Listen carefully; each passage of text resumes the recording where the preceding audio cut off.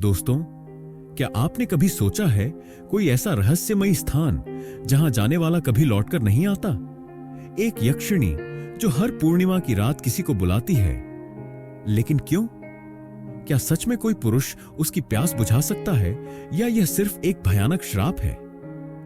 जब राजकुमार विक्रम ने इस रहस्य को सुलझाने की ठानी तो उन्हें नहीं पता था कि वे सिर्फ एक जंगल में नहीं बल्कि एक ऐसे जाल में प्रवेश कर रहे हैं जहां प्रेम और भय, मोक्ष और श्राप सब आपस में उलझे हुए हैं। क्या विक्रम इस रहस्य से पर्दा उठा पाएंगे? क्या यक्षिणी का श्राप टूटेगा या विक्रम भी उसी अंधेरे में खो जाएंगे? आखिर यक्षिणी की प्यास क्या है?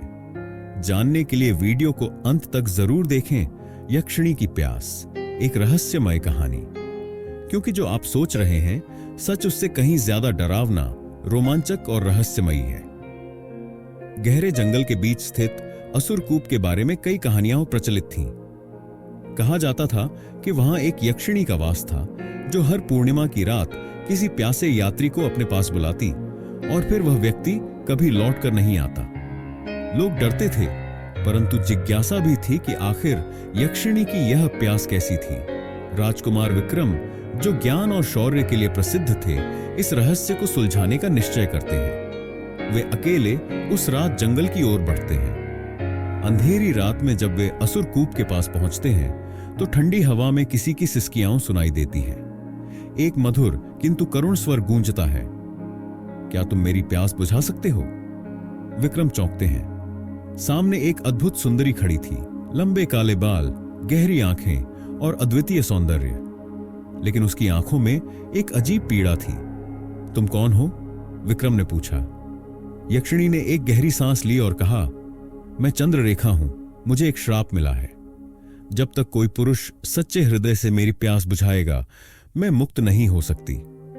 परंतु अब तक जो भी आया उसने केवल मेरी सुंदरता को चाहा, मेरे दुख को नहीं समझा।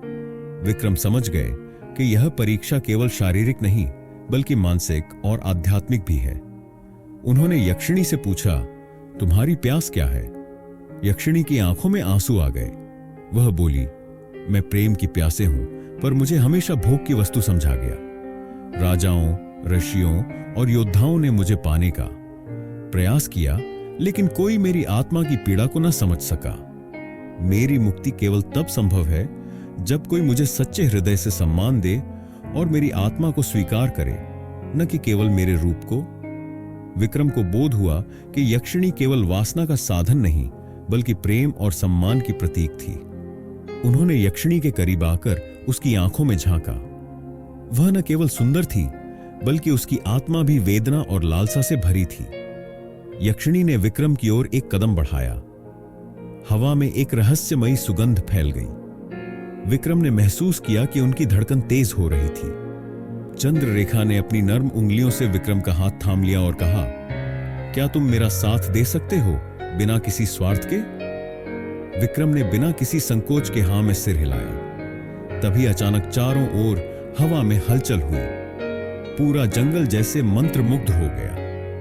विक्रम ने यक्षिणी को अपने पास खींचा और उनके बीच एक अनकहा संवाद होने लगा। रात गहरी होती गई और चंद्ररेखा की आंखों में एक रहस्यमयी चमक उभर आई। उसने विक्रम को अपनी बाहों में खींच लिया। उसकी छुअन में एक अद्भुत गर्माहट थी, एक आकर्षण जो किसी भी पुरुष को मोहित कर सकता था। विक्रम ने अपनी बाहें फैलाईं और वे दोनों एक दूसरे की बाहों में समा गए। उनकी आत्माएं एक दूसरे से लिपट गईं। यह केवल शारीरिक आकर्षण नहीं था, यह आत्माओं का एक गहरा मिलन था। विक्रम ने पहली बार महसूस किया कि प्रेम केवल शरीर का मिलन नहीं बल्कि आत्मा का स्पर्श होता है। चंद्ररेखा ने धीरे से फुसफुसाया, राजकुमार, यह प्रेम मेरी मुक्ति है, यह क्षण मेरी आत्मा की अंतिम यात्रा है। विक्रम ने उसे अपने करीब खींच लिया।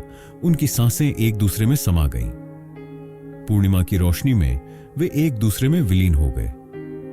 लेकिन यह रात अंतिम थी। सुबह होते ही चंद्ररेखा के शरीर से एक दिव्य प्रकाश निकला। वह विक्रम के सामने मुस्कुराई और कहा, तुमने मेरी असली प्यास बुझा दी राजकुमार, अब मैं मुक्त हूं। इतना कहकर वह स्वर्ण रश्मियों में बदल गई और आकाश में विलीन हो गई। विक्रम ने अपनी आंखों में आंसू महसूस किए, पर साथ ही एक अद्भुत शांति भी। विक्रम ने जब अपनी आंखें खोली तो वह जंगल के मध्य में अकेले खड़े थे। वह क्षण जो उन्होंने चंद्ररेखा के साथ बिताया, वह केवल एक स्मृति बन चुका था, लेकिन उनके हृदय में एक नई अनुभूति जन्म ले चुकी थी, एक प्रेम जो आत्मा की गहराइयों से जुड़ा था। विक्रम ने प्रण लिया कि वह अपने राज्य में स्त्रियों का सम्मान करेगा और उन्हें केवल उनकी सुंदरता से नहीं, बल्कि उनके आत्मिक अस्तित्व से पहचानेगा। लेकिन कहानी यहीं समाप्त नहीं होती। कुछ वर्षों बाद जब विक्रम एक महान सम्राट बन चुके थे, उन्हें एक दिन पुनः उसी जंगल की ओर जाने की इच्छा हुई। जब वे वहां पहुंचे तो उन्होंने देखा कि असुरकूप का जल अब स्वच्छ और निर्मल था। तभी एक हल्की हवा चली और उन्हें लगा जैसे कोई मधुर स्वर कानों में गूंज रहा हो। धन्यवाद राजकुमार। विक्रम ने हल्की मुस्कान के साथ आंखें बंद कर लीं। उन्हें आभास हुआ कि प्रेम और सम्मान की शक्ति न केवल यक्षिणी को मुक्त कर सकती है, बल्कि पूरे समाज को भी एक नई दिशा दे सकती है। इसके बाद विक्रम ने अपने राज्य में एक नई नीति बनाई।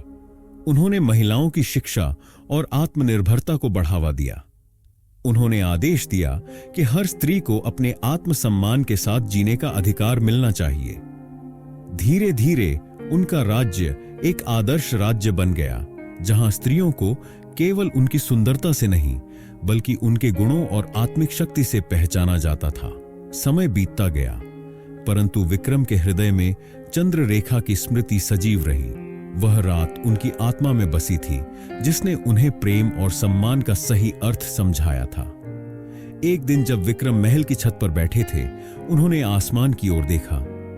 पूर्णिमा की रात थी और चंद्रमा का प्रकाश उन्हें चंद्ररेखा की याद दिला रहा था।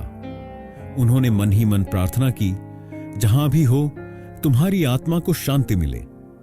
दोस्तों, यह कहानी हमें यह संदेश देती है कि स्त्रियों को केवल उनके सौंदर्य से आंकना उनका अपमान है।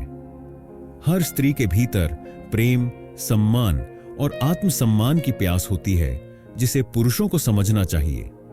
जब हम स्त्री को सच्चा सम्मान और प्रेम देते हैं, तभी उसका असली मूल्य समझ पाते हैं।